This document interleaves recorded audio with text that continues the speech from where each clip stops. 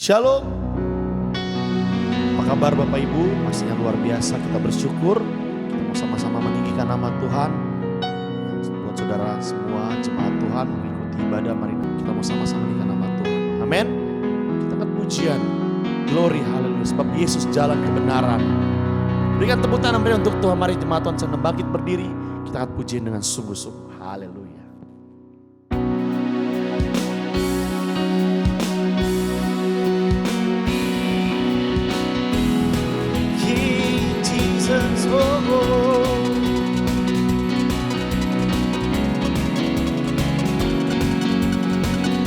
Sama-sama dengan iman katakan Yesus. Yesus jalan kebenaran dan jalan kehidupan, itu yang Yesus katakan. Aku percaya, amin. Di dalam namanya ada keselamatan kekal. Dari awal lebih sungguh nyatakan Yesus.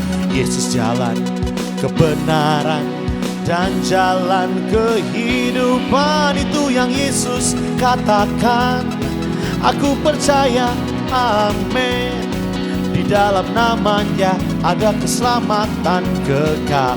Glory, haleluya, oh, oh. Glory, haleluya. Glory, haleluya. Glory, haleluya. Glory, haleluya. Di dalam namanya ada keselamatan ke. Glory, haleluya, oh, oh. Glory, haleluya. Benar Tuhan. Glory, haleluya. Glory, haleluya. Glory, haleluya. Di dalam namanya ada keselamatan. Sama-sama dari awal lebih lagi katakan Yesus. Yesus jalan kebenaran dan jalan kehidupan, itu yang Yesus katakan. Aku percaya, amin. Di dalam namanya ada keselamatan ke.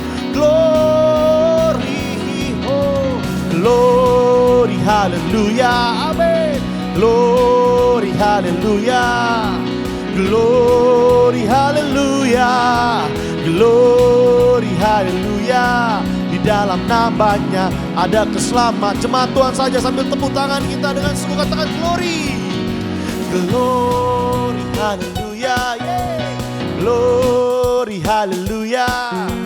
Glory, haleluya. Glory, haleluya. Di dalam namanya ada keselamatan. Lebih lagi katakan, yeah.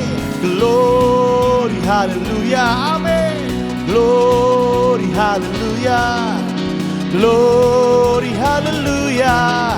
Glory, haleluya. Di dalam namanya ada. Kita mau naik lebih tinggi lagi, katakan, yeah. Glory, haleluya. Glory, haleluya, yeah. Glory, haleluya. Glory, haleluya. Di dalam namanya ada keselamatan. Di dalam namanya, di dalam namanya ada keselamatan. Sekali lagi dengan imanmu nyatakan, di dalamnya, di dalam namanya ada keselamatan kekal. Berikan tepuk tangan untuk Tuhan kita. Haleluya. Mari kita mau siapkan hati kita.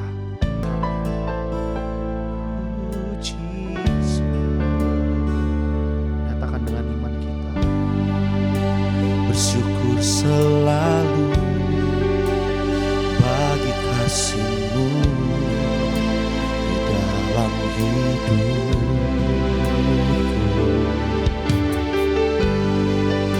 Dan takkan ku ragu atas rencana-Mu untuk masa depanku. Sebagai Bapa yang baik, takkan pernah Kau melupakanku. sebagai Bapa yang sangat baik. Takkan pernah Kau meninggalkanku. Ku kan menari dan bersuka karenamu, oh Yesusku. Dan ku kan minum airmu sebagai rusa rindu. Selalu ku hidup dalammu dan hidupku di dalammu, oh Yesusku. Kau sangat ku cinta. Kami nyatakan dengan iman kami, sama-sama jemaat Tuhan, bersyukur selalu bagi kasih-Mu di dalam hidupku. Dan takkan ku ragu atas rencana-Mu untuk masa depan. Kami mau nyatakan sebab Kau Bapa, sebagai Bapa yang baik. Takkan pernah Kau melupakanku. Lebih lagi nyatakan, sebagai Bapa yang sangat baik. Oh, takkan pernah Kau meninggalkanku. Ku kan menari dan bersuka karenamu, oh Yesusku. Dan ku kan minum airmu sebagai rusa rindu. Selalu ku hidup dalammu dan hidupku di dalammu, oh Yesusku. Ku kan menari, ku kan menari dan bersuka karenamu, oh Yesusku. Dan ku kan minum airmu sebagai rusa rindu. Selalu ku hidup dalammu dan hidupku di dalammu, oh Yesusku. Kau sangat ku cinta, oh Kau sangat ku cinta Tuhan. Tiada yang seperti-Mu. Haleluya, Yesus baik. Kami bersyukur, kami bangga punya Tuhan seperti-Mu. Tiada yang seperti-Mu. Oh, ajaib Tuhan, Engkau segalanya, Engkau segalanya. Haleluya. Kau kenal hati umat-Mu Tuhan hari ini, yang mengikuti ibadah pada hari ini Tuhan, yang mau nyatakan, ku kan menari, oh ku kan menari dan bersuka karenamu, oh Yesusku. Dan ku kan minum airmu sebagai rusa rindu. Selalu ku hidup dalammu dan di dalammu, oh Kita mau naik lebih tinggi lagi. Kau sangat ku cinta. Sama-sama nyatakan dari hatimu. Ku kan menari dan bersuka karenamu, oh Yesusku. Dan ku kan minum airmu sebagai rusa rindu. Selalu ku hidup dalammu dan hidupku di dalammu, oh Yesus, oh Yesusku. Oh Yesus, sekali lagi, oh Yesusku,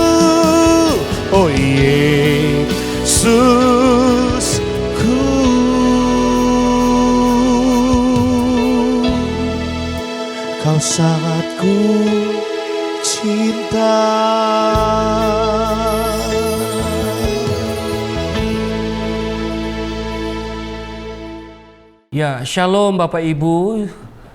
Kembali lagi kita siapkan diri di hari Minggu ini untuk kita membaca dan mendengar serta merenungkan firman Tuhan. Kita bersyukur ada kesempatan bagi kita untuk boleh beribadah walaupun secara online ya. Dan kita bisa membaca, mendengar dan merenungkan firman Tuhan.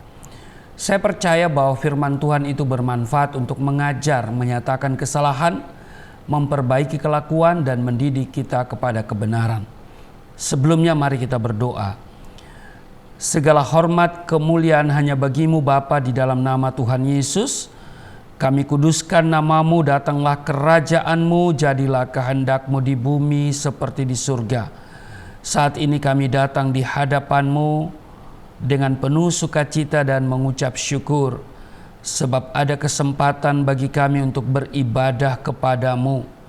Ada waktu lagi bagi kami untuk membaca, mendengar dan merenungkan firman-Mu.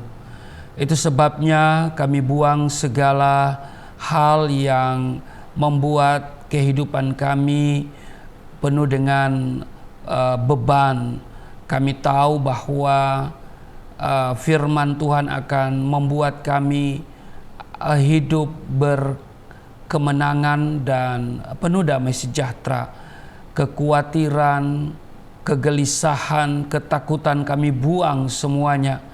Bahkan kami serahkan seluruh hidup kami kepada Tuhan. Kami percaya melalui firman Tuhan yang akan kami baca, kami dengar, kami diajar untuk mengerti kehendak-Mu dalam hidup kami. Kami percaya melalui firman Tuhan yang kami baca, kami dengar, kami dibimbing untuk hidup dalam kebenaran. Urapi kami semua, buka hati pikiran kami.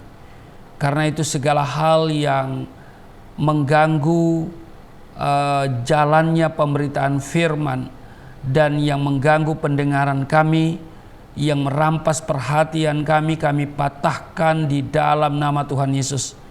Biarlah perhatian kami hanya tertuju kepada Tuhan, dan juga hamba-Mu yang akan berbicara mengenai kebenaran firman-Mu, Engkau urapi secara khusus. Hamba tidak punya apa-apa, hamba bukan siapa-siapa. Kalau hamba dipakai untuk memberitakan kabar baik, itu semua karena anugerah-Mu. Itu sebabnya ya Tuhan, kami bersyukur kami punya Allah yang kasih setianya tidak pernah berkesudahan, yang rahmat-Nya selalu baru bagi kami. Saat ini kami diamkan seluruh suara hati kami, kecuali suara Tuhan kami mau dengar. Di dalam nama Tuhan Yesus, kami siap dibentuk, kami siap diberkati. Setiap kita yang siap dibentuk, diberkati, berkata amin. Bapak Ibu, mari kita baca di Efesus 5 ayat 15, 16, 17 dan 18.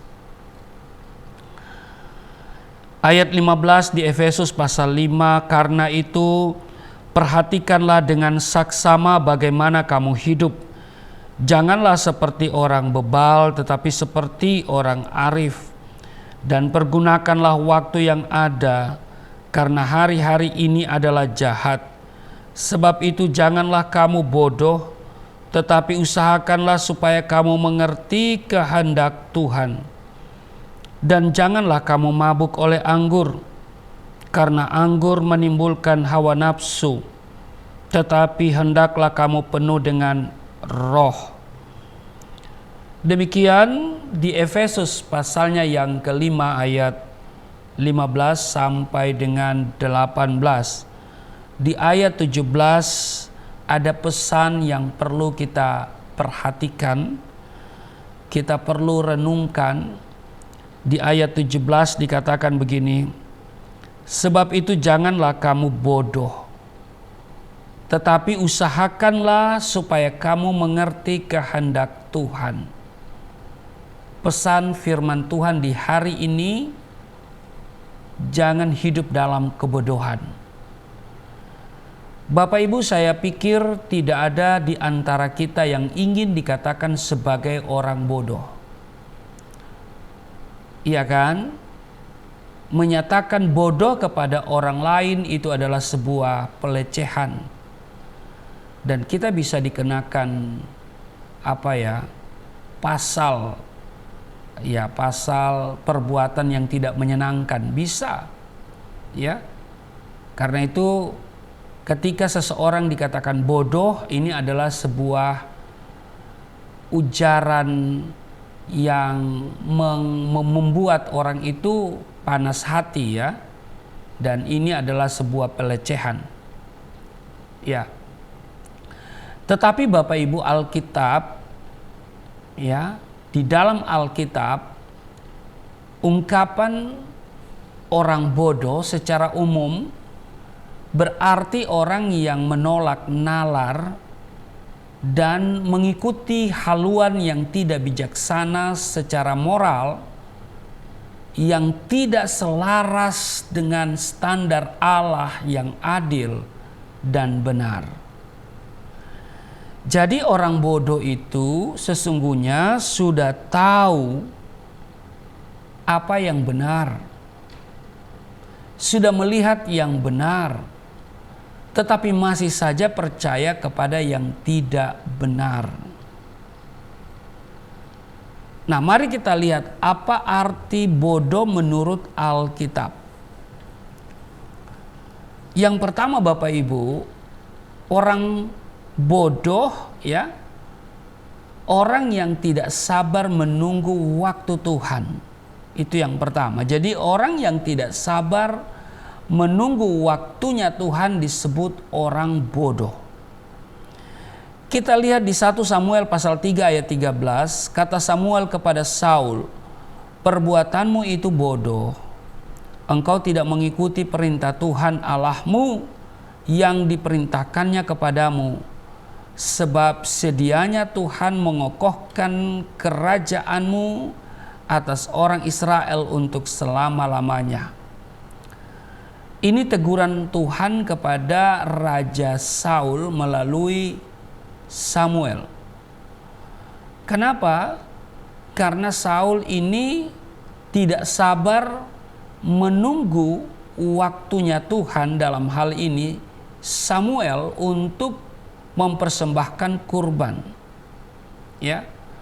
Kalau saudara baca secara lengkap di 1 Samuel pasalnya yang ke-13, ya, kita tahu di sana kenapa Saul ini ditegur Tuhan, ya.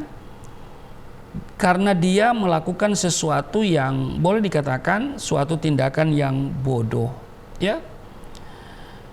Kalau kita baca ini cukup panjang, ketidaktaatan Saul waktu orang Filistin datang menyerang. Saul berumur sekian tahun ketika ia menjadi raja. 2 tahun ia memerintah atas Israel. Saul memilih 3.000 orang dari antara orang Israel. 2.000 orang ada bersama-sama dengan Saul di Mikmas dan di pegunungan Betel. Sedang 1.000 orang ada bersama-sama dengan Yonatan di Gibea, Benyamin. Tetapi selebihnya dari rakyat itu disuruhnya pulang masing-masing ke kemahnya.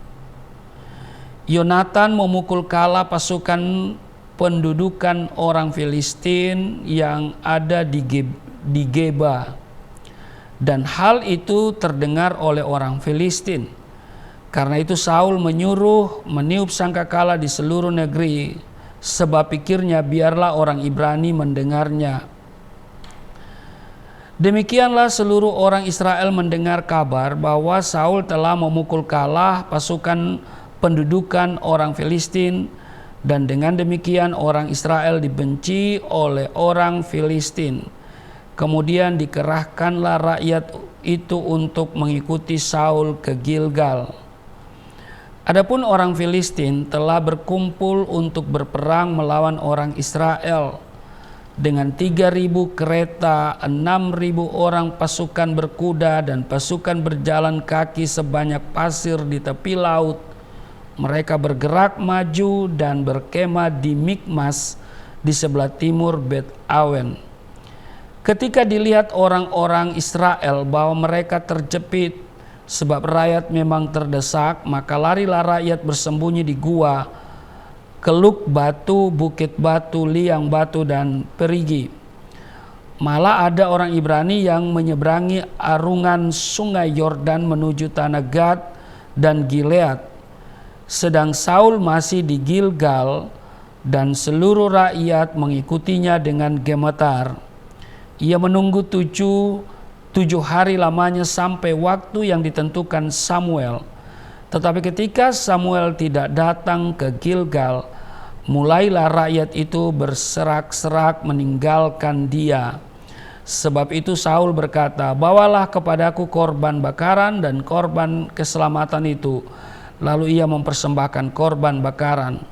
Baru saja ia habis mempersembahkan korban bakaran, maka tampaklah Samuel datang. Saul pergi menyongsongnya untuk memberi salam kepadanya. Tetapi kata Samuel, "Apa yang telah kau perbuat?" Jawab Saul, "Karena aku melihat rakyat itu berserak-serak meninggalkan aku, dan engkau tidak datang pada waktu yang telah ditentukan, padahal orang Filistin telah berkumpul di Mikmas. Maka pikirku, sebentar lagi orang Filistin akan menyerang aku di Gilgal, padahal aku belum memohonkan belas kasihan Tuhan. Sebab itu aku memberanikan diri lalu mempersembahkan korban bakaran." Nih, jadi karena terdesak ya, dan dia lama menunggu kedatangan Samuel, maka dia berinisiatif untuk membakar kurban ya, dan itu sebuah kesalahan di mata Tuhan. Sehingga ketika Samuel datang, Samuel berkata, "Perbuatanmu itu bodoh." Jadi orang bodoh yang pertama Alkitab katakan orang yang tidak sabar menunggu waktunya Tuhan. Jadi Bapak Ibu, kita harus lebih banyak ya bersabar ya, dan menunggu waktunya Tuhan, jangan mendahului waktunya Tuhan. Apapun persoalan pergumulan yang kau hadapi hari ini, percaya bahwa pertolongan Tuhan itu tepat pada waktunya. Tidak terlalu cepat, tidak terlalu lama. Tepat pada waktunya. Amin. Nah, kalau kita gelisah, kita khawatir, lalu kita tidak menjadi tenang ya, kita menjadi orang yang tidak sabaran, maka Alkitab katakan kita bodoh. Itu yang pertama. Yang kedua, orang bodoh menurut Alkitab adalah orang yang tidak bersandar atau tidak mengandalkan Tuhan. Jadi orang yang tidak bersandar atau tidak mengandalkan Tuhan disebut bodoh. Kita lihat di 2 Tawarik 16 ayat 7 dan 8 serta ayat yang ke-9. Pada waktu itu datanglah Hanani pelihat itu kepada Asa raja Yehuda. Katanya kepadanya, "Karena engkau bersandar kepada raja Aram dan tidak bersandar kepada Tuhan Allahmu, oleh karena itu terluputlah tentara raja Aram dari tanganmu. Bukankah tentara orang Ethiopia dan Libya besar jumlahnya? Kereta dan orang berkudanya sangat banyak. Namun Tuhan telah menyerahkan mereka ke dalam tanganmu, karena engkau bersandar kepadanya." Ayat 9, "Karena mata Tuhan menjelajah seluruh bumi untuk melimpahkan kekuatannya kepada mereka yang bersungguh hati terhadap Dia. Dalam hal ini engkau telah berlaku bodoh. Oleh sebab itu mulai sekarang ini engkau akan mengalami peperangan." Nah, jadi yang kedua adalah orang yang tidak bersandar dan tidak mengandalkan Tuhan. Nah, Bapak Ibu, kalau kita tidak bersandar dan mengandalkan Tuhan, pasti kita akan mengalami juga yang disebut dengan kegelisahan. Ya.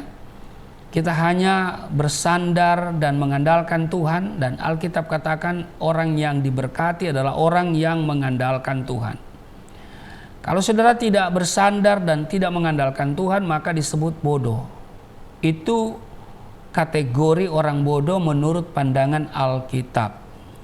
Yang ketiga, siapa lagi orang bodoh menurut Alkitab? Orang yang cepat naik darah atau cepat marah. Jadi orang yang cepat marah, yang cepat naik darah disebut orang bodoh. Amsal pasal 14 ayat 17, siapa lekas naik darah berlaku bodoh. Tetapi orang yang bijaksana bersabar. Nah, jadi orang bersabar itu orang yang bijaksana ya. Nah, saudara, jadi orang yang tidak sabar itu orang yang bodoh. Ya, seperti tadi poin pertama ya. Jadi orang yang cepat naik darah itu adalah orang bodoh. Nah, di Amsal 20 ayat 3, terhormatlah seseorang jika ia menjauhi perbantahan, tetapi setiap orang bodoh membiarkan amarahnya meledak. Jadi orang bodoh membiarkan amarahnya itu meledak-ledak. Jadi orang yang cepat naik darah, cepat marah disebut bodoh oleh Alkitab. Apalagi kita lihat yang berikut, yang keempat, orang bodoh adalah orang yang tidak mau dididik. Amsal 1 ayat 7, takut akan Tuhan adalah permulaan pengetahuan, tetapi orang bodoh menghina hikmat dan didikan. Orang bodoh dikatakan menghina hikmat dan didikan. Amsal 15 ayat 5, orang bodoh menolak didikan ayahnya, tetapi siapa mengindahkan teguran adalah bijak. Jadi yang keempat, orang bodoh adalah orang yang tidak mau dididik. Orang yang menghina hikmat, tidak mau dididik. Yang kelima, kita lihat di Lukas pasal 24 ayat 25, lalu Yesus berkata kepada mereka, hai kamu orang bodoh, betapa lambannya hatimu, sehingga kamu tidak percaya segala sesuatu yang telah dikatakan para nabi.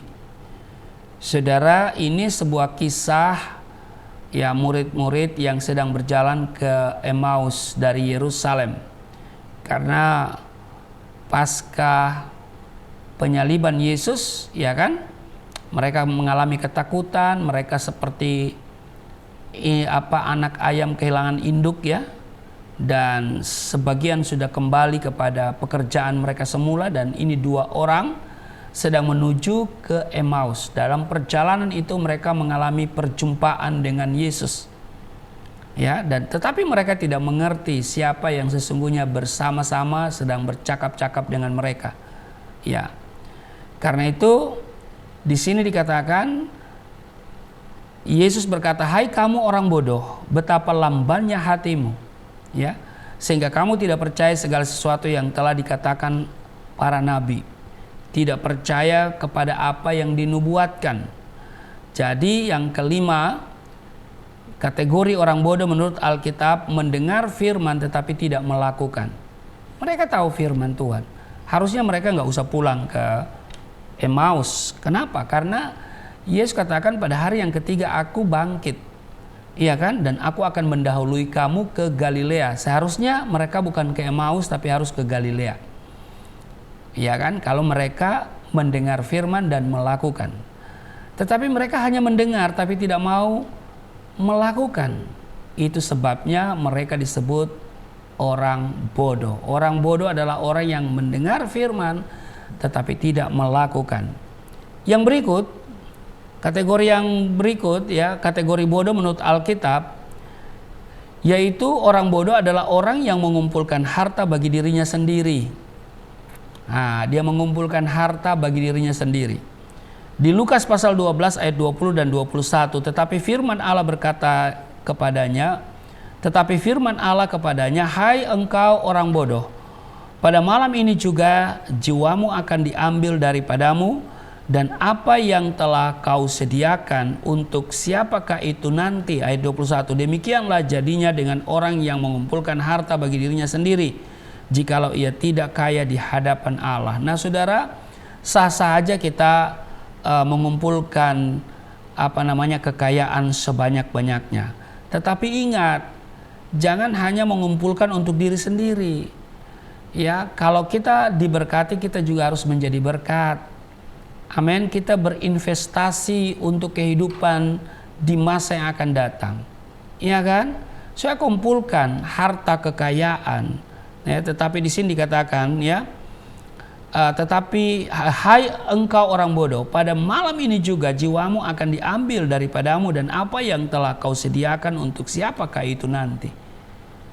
Jadi percuma kita mengumpulkan harta kekayaan di bumi ini kalau kita tidak memiliki hati yang menopang untuk pekerjaan Tuhan, untuk orang-orang yang membutuhkan.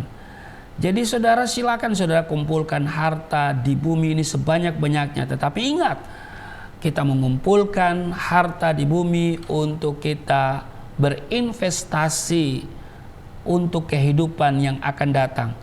Kita membantu pekerjaan Tuhan, kita membantu banyak orang yang membutuhkan. Amin. Nah, karena itu saudara, orang yang mengumpulkan harta bagi dirinya sendiri disebut bodoh. Ya. Jangan kita hanya mengumpulkan harta untuk diri kita sendiri, tapi mari kita menjadi berkat. Ketika kita diberkati, kita juga harus menjadi berkat. Selanjutnya, yang ketujuh, ya, kategori orang yang bodoh menurut Alkitab, yaitu orang percaya yang tidak berjaga-jaga dalam menantikan kedatangan Yesus pada kali kedua. Nah, ini ada kisah kalau kita baca di Matius pasalnya yang ke-25 ya. Orang gadis yang bodoh dan gadis yang bijaksana di Matius pasalnya yang ke-25. Gadis-gadis yang bijaksana dan gadis-gadis yang bodoh. Ya kan? Nah, jadi lihat, orang yang bijaksana dia punya pelita, tapi juga punya minyak. Saya akan baca biar saudara mengerti dengan baik. Pada waktu itu hal kerajaan surga seumpama 10 gadis yang mengambil pelitanya dan pergi menyongsong mempelai laki-laki. 5 diantaranya bodoh dan 5 bijaksana. Gadis-gadis yang bodoh itu membawa pelitanya tetapi tidak membawa minyak. Jadi gadis yang bodoh hanya membawa pelita tetapi tidak punya minyak ya. Jadi percuma ya Bapak Ibu ya. Sedangkan gadis-gadis yang bijaksana itu membawa pelitanya dan juga minyak dalam buli-buli mereka.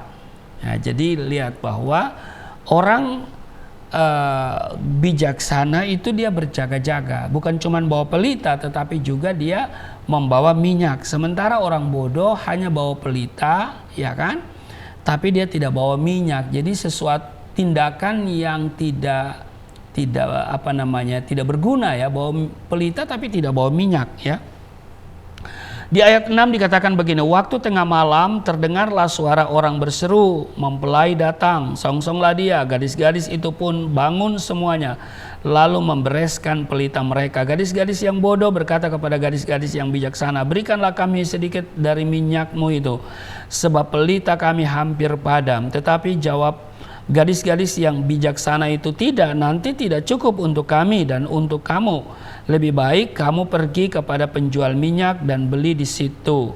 Akan tetapi waktu mereka sedang pergi untuk membelinya, datanglah mempelai itu dan mereka yang telah siap sedia untuk masuk bersama-sama dengan dia ke ruang perjamuan kawin, lalu pintu ditutup.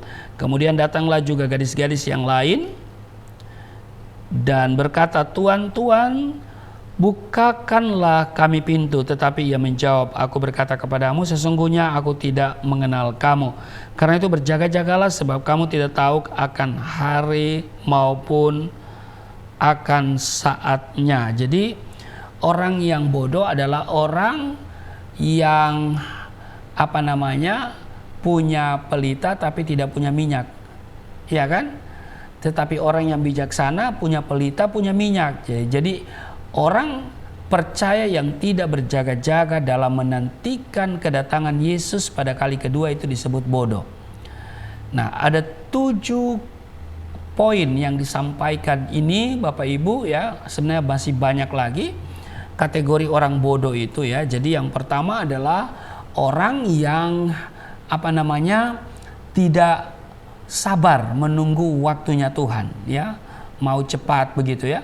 Yang kedua adalah orang yang tidak bersandar atau tidak mengandalkan Tuhan. Dan yang ketiga, kategori orang bodoh menurut Alkitab adalah orang yang cepat naik darah, cepat marah. Yang keempat, orang yang tidak mau dididik, yang menolak hikmat dan didikan.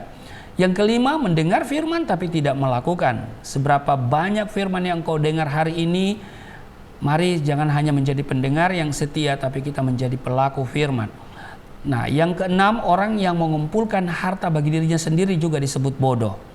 Dan yang ketujuh, yaitu orang yang percaya, yang tidak berjaga-jaga, ya, dalam menantikan kedatangan Yesus pada kali kedua. Nah, Bapak Ibu, kita kembali ke Efesus 5 di ayat 15 dan 17 dikatakan begini, karena itu perhatikanlah dengan saksama bagaimana kamu hidup, jangan seperti orang bebal, tetapi seperti orang arif, ayat 16, dan pergunakanlah waktu yang ada karena hari-hari ini adalah jahat. Ayat 17, sebab itu janganlah kamu bodoh, tetapi usahakanlah supaya kamu mengerti kehendak Tuhan. Perhatikan, diawali, ya, kalimat firman Tuhan ini diawali dengan kalimat perhatikan dengan saksama bagaimana kamu hidup. Perhatikan dengan teliti, perhatikan dengan baik, perhatikan dengan saksama. Ya kan? Bagaimana kamu hidup. Jadi saudara-saudara, firman Tuhan mengajarkan kita untuk memperhatikan hidup kita dengan baik, dengan saksama. Ya kan? Dengan kata lain, kita memperhatikan hidup kita dengan teliti. Mengawasi keadaan kita masing-masing. Jangan terlalu sibuk dengan kehidupan orang lain. Jangan kepo dengan kehidupan orang lain. Mari kita kepo dengan hidup kita sendiri. Iya kan? Perhatikan dengan saksama bagaimana kamu hidup. Kita perhatikan hidup kita dengan teliti. Apakah hidup kita tidak seperti orang bebal? Ya? Atau seperti orang bebal? Nah, ini kan orang yang dikatakan jangan kamu bodoh, tetapi usahakan supaya kamu mengerti kehendak Tuhan. Jadi orang yang sukar mengerti atau tidak cepat menanggapi sesuatu, atau dengan kata lain, itu orang bodoh, orang yang tidak tanggap, ya kan? Makanya dikatakan di sini, usahakan supaya kamu mengerti. Kita harus mengerti apa kehendak Tuhan dalam hidup kita. Kalau kita ada hari ini bukan kebetulan. Kalau kita masih hidup besok, itu bukan kebetulan. Amin. Bukan kebetulan kita ada di tempat di mana kita berada. Kita memiliki keluarga tertentu. Itu bukan kebetulan. Atau bukan kebetulan kita berada dalam satu jabatan pekerjaan tertentu. Karena itu mari dengan keberadaan kita sebagai pimpinan, jabatan, karyawan, apapun di mana kita berada, kehadiran kita itu harus menjadi berkat, harus berdampak secara signifikan. Kehadiran kita harus orang memuliakan Tuhan. Kehadiran kita harus menghadirkan damai sejahtera. Amin. Nah, saudara-saudara, jadi pada ayat 16 firman Tuhan mengajar kita untuk dikatakan pergunakanlah waktu yang ada karena hari-hari ini adalah jahat. Kita diminta oleh Tuhan melalui firman Tuhan ini, kita mempergunakan waktu yang ada karena hari-hari ini adalah jahat. Menggunakan waktu yang ada ini berarti kita menggunakan waktu hidup kita dengan efektif. Karena kita hidup di hari-hari yang jahat, atau dapat disebut juga masa-masa yang sukar. Amin. Kita gunakan waktu ini, jangan habiskan waktumu dengan hidup berfoya-foya. Mari kita habiskan waktu hidup kita sepanjang hari dengan Tuhan. Kita aktif dengan pekerjaan Tuhan, ya. Kalau bisa aktif kita pergi pelayanan, ya, tetapi kalau secara tidak tidak aktif kita mensupport, kita mendoakan, kita memberikan dukungan kepada pekerjaan Tuhan dengan apa yang kita miliki. Kita punya kemampuan untuk berdoa berjam-jam, doakanlah. Doakan juga Galilea Community of Christ, Yayasan Pelayanan Galilea. Doakan juga pelayanan saya ya di channel ini biar menjadi berkat. Ya, banyak orang mendengar firman Tuhan. Jadi ini bukan kebetulan, ya kan? Bukan kebetulan kita mengalami masa pandemi COVID-19 yang pada akhirnya firman Tuhan banyak ya disampaikan melalui online. Dan bahkan saya sudah konsen pada pelayanan online, Bapak Ibu ya. Jadi saya tidak pergi kemana-mana, tapi saya ada di mana-mana. Iya kan? Nah, karena itu ini lebih efektif ya. Ada banyak orang kemudian minta dibaptis tanpa saya layani secara langsung, mereka hanya lihat YouTube. Iya, Saudara ya. Jadi tidak perlu saya sampaikan di sini siapa saja. Pokoknya di masa pandemi waktu yang lalu itu ya saya aktif membaptis orang ya. Karena mereka rajin nonton YouTube dan mereka sendiri ambil keputusan setelah melihat tayangan YouTube. Dan mereka bukan orang-orang yang tidak berpendidikan, mereka orang-orang berpendidikan. Ya, tetapi Alkitab mengatakan mereka bodoh karena tidak mengerti kehendak Tuhan. Sehingga ketika mereka mengerti kehendak Tuhan, mereka ambil keputusan terima Yesus, mereka dibaptis, mereka bukan lagi orang bodoh, tapi orang yang bijaksana. Nah, karena itu Bapak Ibu, mari kita pergunakan waktu yang ada. Kita doa, Saudara berdoa untuk saya, keluarga saya, ya, pergumulan saya.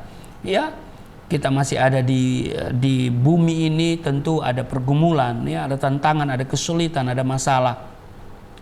Doakan juga Yayasan Pelayanan Galilea Indonesia, dan saya berharap Bapak Ibu menjadi mitra pelayanan dari Yayasan Pelayanan Galilea Indonesia.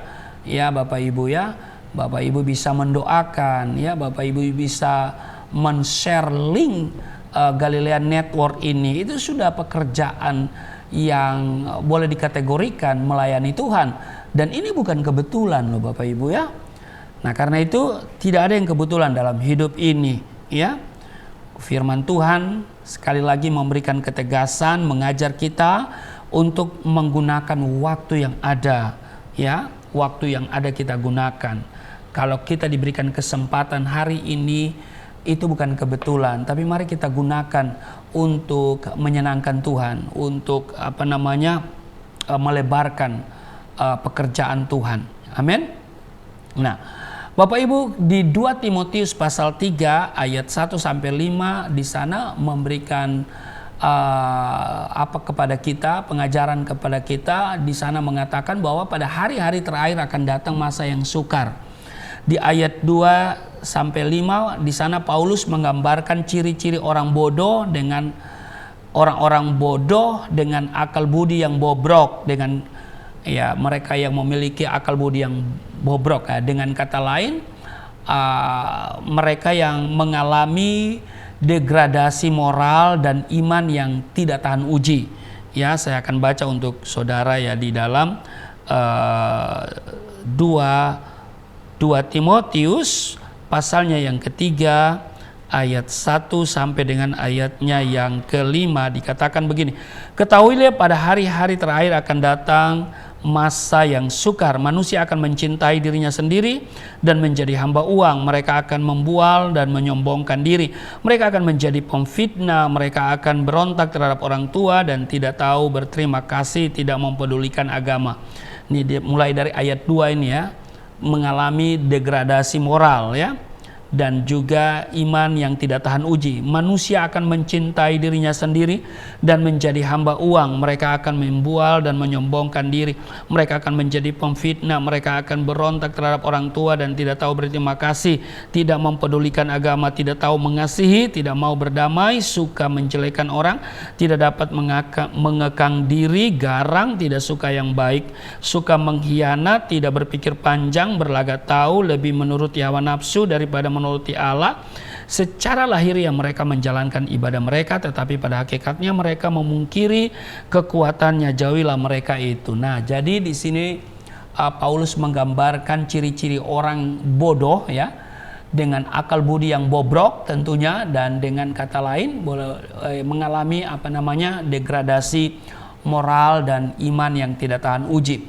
Mereka yang mencintai dirinya, menjadi hamba uang, membual, menyombongkan diri. Mereka yang menjadi pemfitnah, berontak terhadap orang tua, tidak tahu berterima kasih, tidak peduli agama, tidak mau mengasihi, apalagi tidak mau berdamai, suka menjelekkan orang, tidak dapat mengekang diri, garang, ya kan, tidak suka yang baik, suka mengkhianat, tidak berpikir panjang, berlagak tahu, lebih menuruti hawa nafsu, dan menjalani ibadah yang sia-sia. Di sini kita mengambil salah satu contoh dari ciri orang bodoh adalah tidak berpikir panjang, ya kan? Tuhan memberi kita akal budi dan pikiran supaya apa? Supaya kita mempertimbangkan dampak atau akibat dari tutur kata, ya kan, tulisan kita, tindakan dan keputusan yang akan kita ambil, sehingga kalau ada resiko ya kita sadar dan introspeksi diri, bukan menyalahkan orang lain. Jadi Bapak Ibu, berpikirlah dengan bijaksana sebelum bertindak. Amin. Bertutur kata yang baik ya, dan bukan malah mengedepankan hawa nafsu. Amin. Jadi bertutur kata yang baik, kata-kata kita kata-kata penuh hikmat tentunya ya, yang menyejukkan ya, yang membuat orang terberkati, membuat orang terbangun, ya kan, semangatnya. Nah, karena itu Efesus pasal 5 ayat 17 ini memberi awasan kepada kita sebagai orang percaya, sebagai anak-anak Allah, agar kita tidak menjadi orang-orang yang bodoh, tidak berusaha untuk menjadi orang yang dikategorikan tadi orang yang bodoh, ya kan? Nah, supaya tidak bodoh, kita harus berusaha mengerti kehendak Tuhan. Kita mengerti kehendak Tuhan. Apa kehendak Tuhan dalam hidup kita? Bahwa kita diciptakan bukan kebetulan. Tuhan punya rencana, Tuhan punya maksud. Amin. Kita hadir di Indonesia, kita hadir di satu desa, kita hadir di satu keluarga, kita hadir di tempat kerja kita, pelayanan kita. Tuhan punya rencana. Maka itu mari kita mengerti. Kalau kita tidak mengerti, kita jadi orang bodoh. Amin. Nah, pertanyaannya adalah bagaimana supaya kita menjadi orang arif? Amin. Bapak Ibu, bagaimana supaya kita menjadi orang yang bijaksana, mengerti kehendak Tuhan dan tidak bodoh? Nah, jawabannya adalah kita baca di Amsal pasal 1 ayat 7. Ya. Takut akan Tuhan adalah permulaan pengetahuan, tetapi orang bodoh menghina hikmat dan didikan. Jadi Bapak Ibu, kunci menjadi orang bijaksana adalah mengerti kehendak Tuhan, tidak bodoh, dan takut akan Tuhan. Ya, takut akan Tuhan adalah permulaan pengetahuan. Ya, jadi kunci menjadi orang bijaksana yaitu kita harus mengerti apa kehendak Tuhan. Kita tidak menjadi orang bodoh, ya.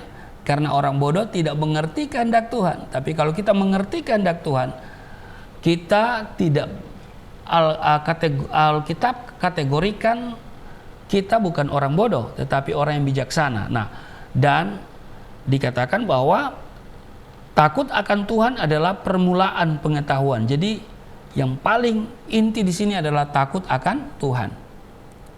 Kemudian kalau kita perhatikan di Efesus pasal 5 ayatnya yang ke-18, ya, pasal 5 ayat 18 ini dikatakan jangan kamu mabuk oleh anggur, karena anggur menimbulkan hawa nafsu, tetapi hendaklah kamu penuh dengan roh. Ya, jadi penuh dengan roh. Jadi kunci untuk kita dapat melakukan kehendak Allah dan tidak mengikuti hawa nafsu kebodohan adalah hidup yang dipenuhi oleh Roh Kudus. Roh Kudus akan menolong kita untuk hidup sesuai dengan tuntunan firman Allah. Roh Kudus akan terus menerus ya menyatakan kebenaran kepada kita supaya kita menjadi berhikmat dan dalam dan kita mengerti apa sesungguhnya yang Tuhan mau dalam hidup kita. Roh Kudus yang akan menuntun kita untuk berjalan sesuai dengan kehendaknya. Dan firman Tuhan terus mengajari kita untuk hidup dalam tuntunan Roh Kudus. Karena untuk berubah, ya kan? Kita menyadari bukan dengan kekuatan kita. Betul? Kalau kita mau berubah dengan kekuatan kita nggak bisa. Paulus katakan bukan apa yang ku kehendaki yaitu yang baik yang aku lakukan, tetapi yang tidak ku kehendaki yaitu yang jahat itu yang aku lakukan. Jadi orang itu mau berubah bukan dengan kekuatan pikirannya, nggak bisa dia berubah, ya. Tapi orang bisa berubah itu kalau kuasa Roh Kudus turun ke atasnya. Amin. Ketika Roh Kudus bekerja, Dia yang akan terus menyempurnakan kehidupan kita sehingga kita akan berubah. Bukan secara drastis juga, tapi secara perlahan, ya. Nah, itu salah satu fungsi daripada Roh Kudus, ya. Dia akan menyadarkan kita tentang dosa, ya. Dia akan menuntun kita kepada kehendak Tuhan, ya kan? Dia juga akan menolong kita untuk berdoa, ya. Kiranya firman Tuhan hari ini menolong kita untuk menjadi anak-anak Allah yang penuh hikmat dan tidak dikuasai oleh kebodohan. Ingat, ada 7 poin tadi kategori bodoh menurut Alkitab. Ya, saya hanya mengangkat ada 7 poin. Sebenarnya banyak ya. Tapi ini sudah mewakili, yaitu yang pertama orang yang tidak sabar menunggu waktunya Tuhan. Yang kedua orang yang tidak bersandar atau tidak mengandalkan Tuhan. Yang ketiga orang yang cepat naik darah, ya, cepat marah.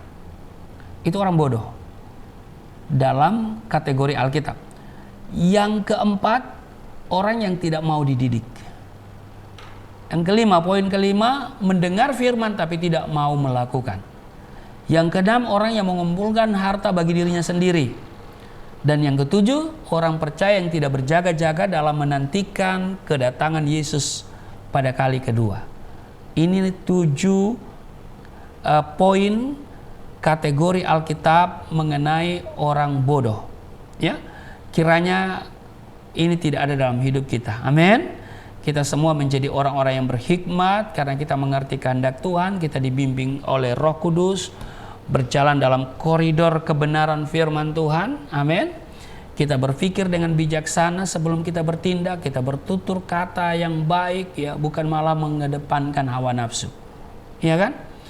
Kita tahu kebenaran, kita lakukan itu. Amin. Dan karena itu mari kita perhatikan hidup kita, ya. Kita awasi hidup kita, ya. Kita perhatikan dengan saksama bagaimana kita hidup hari-hari ini. Amin. Jangan sembarangan hidup, tapi mari kita gunakan waktu yang ada, ya. Karena hari-hari ini jahat, waktu yang ada kita gunakan untuk apa? Untuk memuliakan Tuhan. Waktu yang ada untuk apa? Untuk memberitakan Injil. Waktu yang ada untuk apa? Untuk menyelesaikan amanat agung Tuhan Yesus. Amin. Kiranya firman Tuhan hari ini menjadi sesuatu yang menuntun kita, ya, kepada kehendak Tuhan dan dapat menolong kita untuk menjadi anak-anak Allah yang penuh hikmat dan tidak dikuasai oleh kebodohan. Amin. Tuhan Yesus memberkati. Mari kita berdoa. Terima kasih Tuhan untuk hari ini kami belajar dari firman-Mu supaya kami tidak menjadi orang yang bodoh, tapi kami menjadi orang yang bijaksana dan tidak dikuasai oleh kebodohan. Terima kasih Tuhan, hari ini firman-Mu sungguh sangat memberikan pengajaran bagi kami supaya kami takut akan Engkau, karena itu adalah permulaan pengetahuan. Tetapi orang bodoh itu menghina hikmat dan didikan. Maka orang yang memiliki hikmat adalah orang yang benar-benar menyadari bahwa hidup ini tidak ada apa-apanya tanpa Tuhan. Karena itu kami bersyukur, sebentar kami akan menyatu dengan tubuh darah-Mu, tapi sebelumnya kami akan memberikan persembahan sebagai ucapan syukur kami. Hamba doa untuk setiap mereka yang menopang pekerjaan Tuhan melalui Yayasan Pelayanan Galilea. Tuhan terus berkati, berapapun yang mereka berikan, Tuhan kuduskan setiap pemberian itu dapat dipakai untuk pelaksanaan amanat agung-Mu di Yayasan Pelayanan Galilea Indonesia. Kami doa juga untuk Gereja Galilea Community of Christ. Tuhan berkati kerinduan kami untuk bisa punya tempat permanen, 1 unit ruko. Kami tidak punya dasar untuk berharap, tapi kami punya Tuhan Yesus yang sanggup menyediakan bagi kami. Dan karena itu kami terus berdoa sampai harapan kami menjadi kenyataan. Karena tidak ada perkara yang sukar, tidak ada perkara yang mustahil bagi Tuhan. Kami tidak punya uang yang banyak untuk membeli 1 unit ruko, tapi kami punya Tuhan yang sanggup menyediakan bagi kami untuk kemuliaan nama Tuhan Yesus. Kalau kami belum bisa memiliki secara permanen, kami mohon Tuhan juga yang akan menyediakan finansial yang cukup untuk kami bisa perpanjang kontrak gedung ini, supaya kami masih ada tetap di sini untuk banyak hal dalam pekerjaan Tuhan. Tuhan berkati Yayasan Pelayanan Galilea Indonesia dengan program pelayanan misi.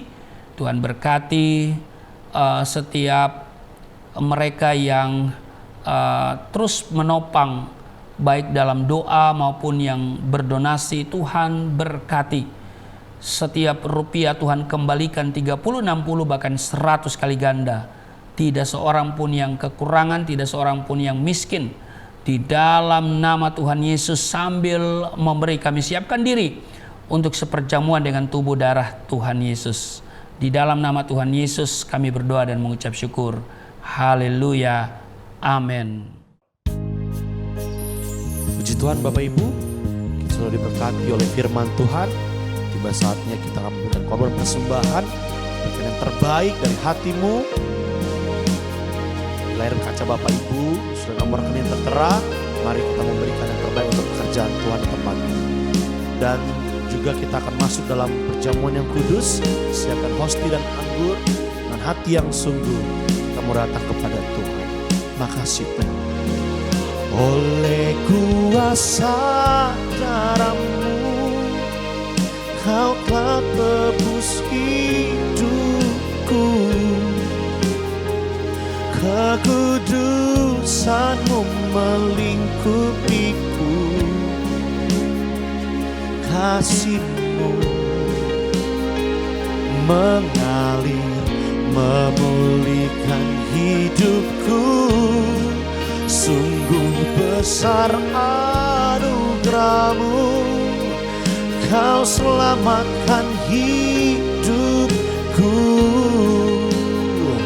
Ku menjadi ciptaan yang baru oleh kuasa darah-Mu, oleh kuasa darah-Mu.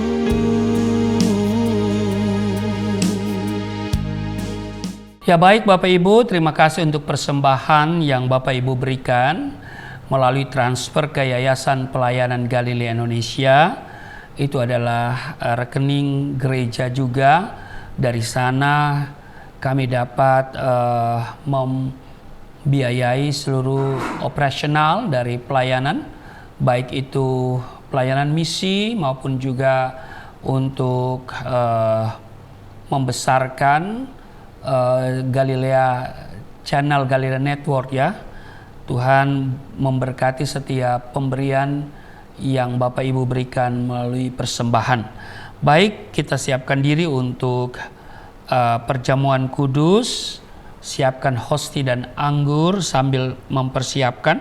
Saya akan membacakan di 1 Korintus pasal 11 ayat 23. Sebab apa yang telah kuteruskan kepadamu telah aku terima dari Tuhan, yaitu bahwa Tuhan Yesus pada malam waktu ia diserahkan mengambil roti, ayat 24, dan sesudah itu ia mengucap syukur atasnya. Ia memecah-mecahkannya dan berkata, inilah tubuhku yang diserahkan bagi kamu, perbuatlah ini menjadi peringatan akan aku. Bapak Ibu, saya jemput kita semua berdiri, kita ambil hosti, mari kita angkat dengan tangan kita di atas kepala kita, dan kita katakan, apa yang saya katakan, kita katakan bersama-sama. Di dalam nama Yesus Kristus, inilah roti yang turun dari surga, inilah tubuh Yesus Kristus yang tergantung di atas kayu salib, yang memberikan keselamatan hidup kekal di dalam kerajaan surga, yang menyempurnakan tubuhku agar sehat sempurna, menyempurnakan jiwa dan rohku supaya dibangkitkan pada akhir zaman. Inilah tubuh Yesus Kristus yang tergantung di atas kayu salib, tertikam, tertombak, agar kami tidak terkapar di rumah sakit, tidak terkapar di meja operasi, tidak terkapar di ruang ICU, tidak lumpuh, tidak pikun, tidak koma. Aku tolak segala bentuk tumor, segala bentuk kanker, segala bentuk penyakit, kuman, virus, sakit, penyakit, segala luka di tubuhku, penderitaanku, kesusahanku, kemiskinanku, kegagalanku sudah diangkat, diselesaikan oleh Yesus Kristus di atas kayu salib. Maka hari ini aku meraih janji Tuhan, aku meraih kuasa, aku meraih mujizat, disembuhkan, dipulihkan, diberkati, hidup berkemenangan di dalam nama Yesus Kristus. Firman yang menjadi daging, inilah roti yang turun dari surga, inilah tubuh Yesus Kristus. Mari kita makan.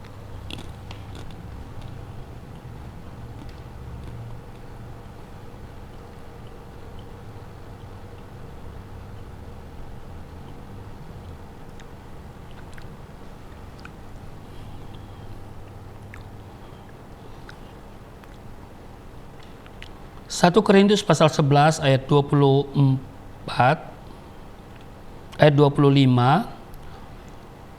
Demikian juga Yesus mengambil cawan sesudah makan lalu berkata, cawan ini adalah perjanjian baru yang dimateraikan oleh darahku. Perbuatlah ini setiap kali kamu meminumnya menjadi peringatan akan aku. Mari kita ambil anggur dibentuk menjadi darah Kristus, kita angkat. Mari kita katakan bersama-sama, katakan apa yang saya katakan, di dalam nama Yesus Kristus. Inilah darah Yesus Kristus yang tertumpah di atas kayu salib sebagai perjanjian yang baru dan yang kekal, memberikan pengampunan atas dosa-dosaku, menyucikan, menguduskan kami agar kami semua termaterai dan menjadi warga kerajaan surga di dalam nama Yesus Kristus. Oleh kuasa darahnya dan oleh bilur-bilur Yesus Kristus, kami semua diselamatkan, dan mulai hari ini kami semua tidak sakit-sakitan, tidak migrain, tidak sakit kepala, tidak vertigo, tidak pendarahan. Aku tolak stroke, aku tolak sakit kista, segala bentuk tumor, segala bentuk kanker. Aku tolak sakit jantung, jantungku sehat, tidak dioperasi, tidak ada penyempitan. Aku tolak sakit paru-paru, paru-paruku sehat, tidak ada flek, tidak TBC, tidak sakit asma. Aku tolak sakit liver, tidak hepatitis. Aku tolak sakit ginjal, ginjalku sempurna, tidak cuci darah, tidak gagal ginjal. Aku tolak diabetes, pankreasku sempurna. Aku tolak darah tinggi, aku tolak darah rendah, tidak ada alergi dalam tubuhku, tidak kolesterol. Sel-sel darah merah, darah putih sempurna adanya, tidak asam urat. Aku tolak rematik, tulang-tulangku tidak keropos, saraf, pembuluh-pembuluh darah, semuanya berfungsi dengan sempurna. Darah Yesus Kristus membalut, menyembuhkan segala penyakitku di dalam nama Tuhan Yesus. Aku percaya bahwa Tuhan akan memperbesar kapasitasku. Kekayaan bangsa-bangsa akan dipercayakan kepadaku. Tidak ada pintu yang tertutup bagiku. Tidak ada kuasa kegelapan yang bisa menyerang aku. Tuhan akan selalu memberkati pekerjaan tanganku. Apa saja yang aku kerjakan selalu berhasil. Mujizat dan terobosan akan menjadi bagianku. Pengurapan dan otoritas ilahi ada dalam hidupku di dalam nama Yesus Kristus. Inilah darah Yesus Kristus. Mari kita minum.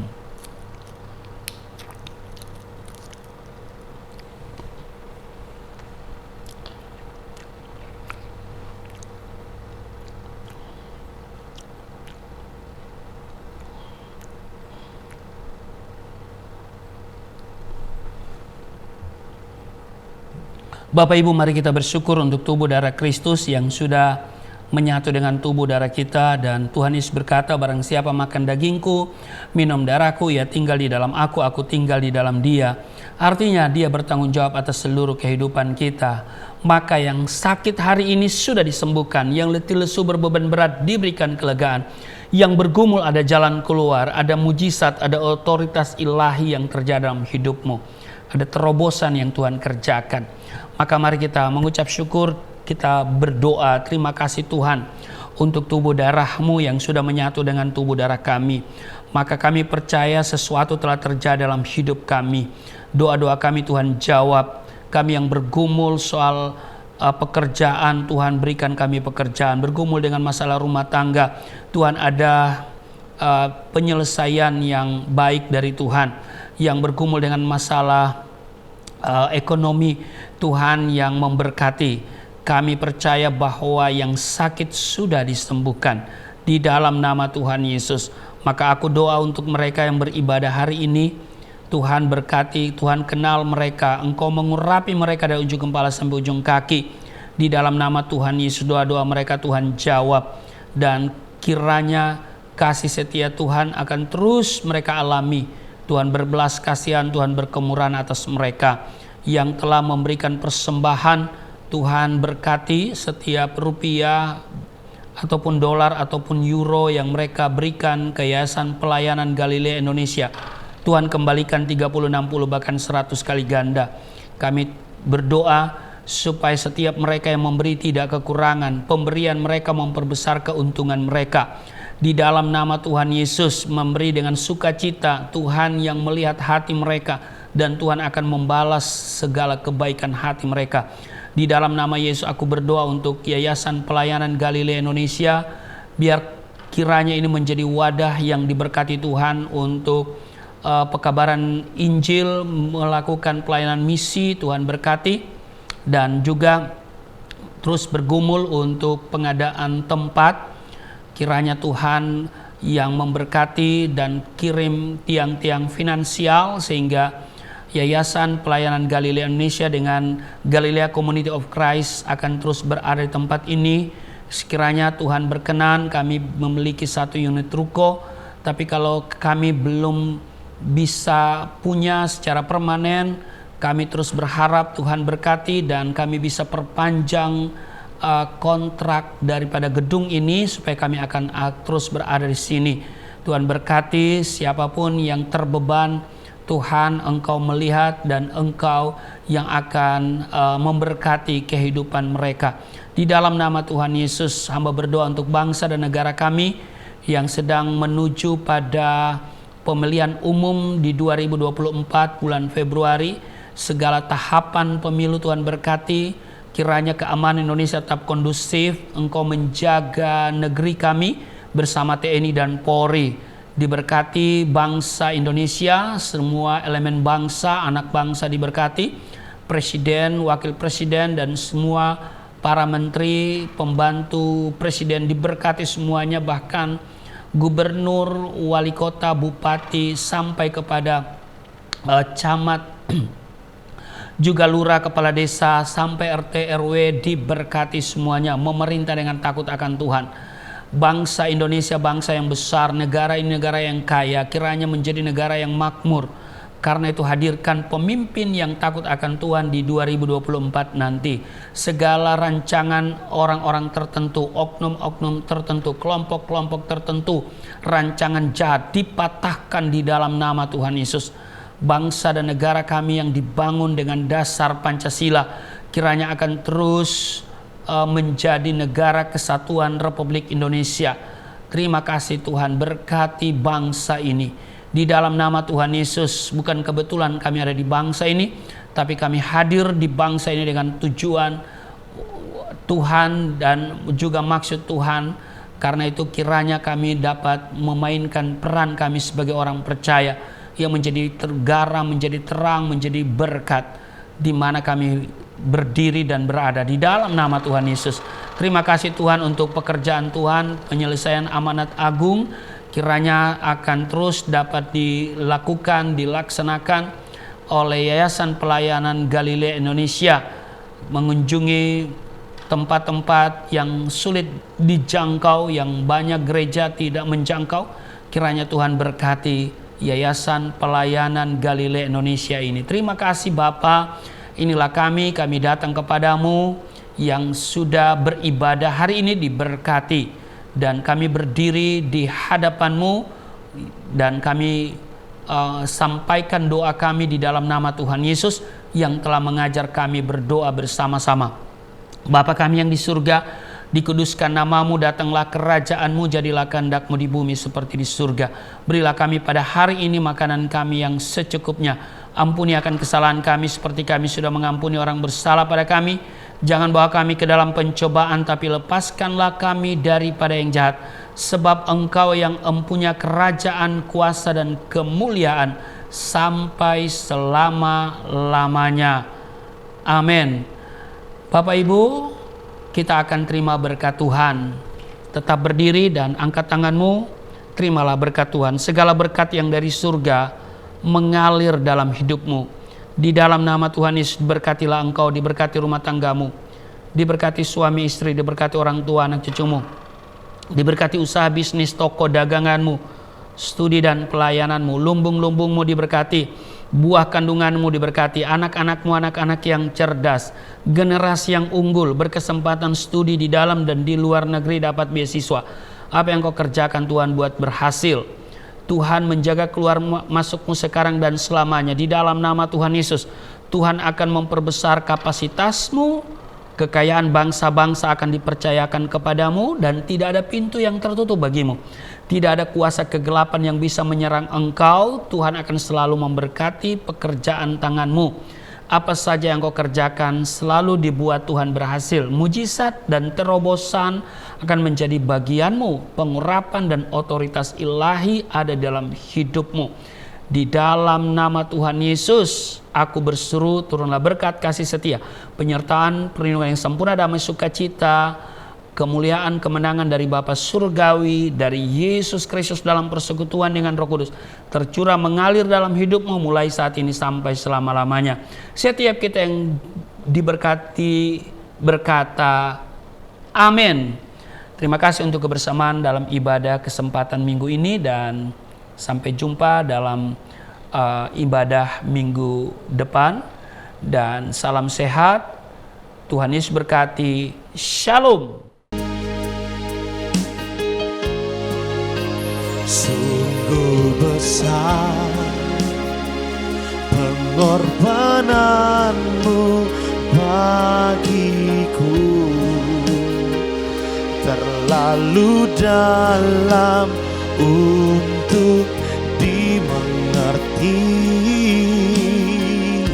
Sungguh besar, sungguh indah yang kau pikirkan tentangku. Amin. Tak terselami bagiku. Sungguh indah, sungguh indah, oh, sungguh indah. Ibadah kita telah selesai. Tuhan memberkati kita semua. Buat Bapak Ibu terus ikuti setiap ibadah yang ada Galilea Community of Christ. Kiranya Tuhan memberkati. God bless you all.